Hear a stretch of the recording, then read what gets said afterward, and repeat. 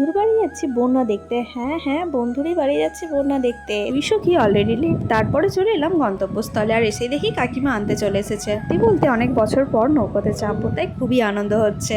আর এখানে এসে দেখি স্বয়ং মহাদেবও আছে। বাই দা ওয়ে, আমি সুমিতা, তোমরা কেমন আছো? আশা করি ভালো আছো। সত্যি বলতে এই বন্যা এলাকায় যাদের বাড়ি তারাই একমাত্র বোঝে এর কষ্টটা। বন্ধুর বাড়ি এসে দেখলাম এরকম এক থোকা ফুল, আর আমি তো সঙ্গে সঙ্গে সেটা ক্যামেরা বন্দি করে নিলাম। নৌকাতে সবাই উঠে পড়েছি, কাকু কাকিমাকে ছেড়ে দিয়ে আমরা যাব সমুদ্রে। হ্যাঁ, সমুদ্র কেন বললাম, দেখতেই পাবে। এদের অলরেডি খাওয়া দাওয়া শুরু হয়ে গেছে। এই দেখো সেই সমুদ্র। বন্যা হয়েছে বলে মনেই হচ্ছে না। অনেক ধন্যবাদ আমার বন্ধুকে এত সুন্দর জায়গা ঘোরানোর জন্য। আরও বানিয়ে নিয়েছিল সিঙ্গড়া। রিভিউ দেওয়ার পালা। এটা বানিয়েছে আমার বন্ধু। তারপরে খুবই ভালো, খুবই ভালো, দোকানের থেকেও ভালো। হাতে ছিল ঘুগনি মুড়ি। আজকে দিনটা ভোলার মতো নয়। মুড়ি খাচ্ছিল, বেচারির লজ্জা পেয়ে গেছে।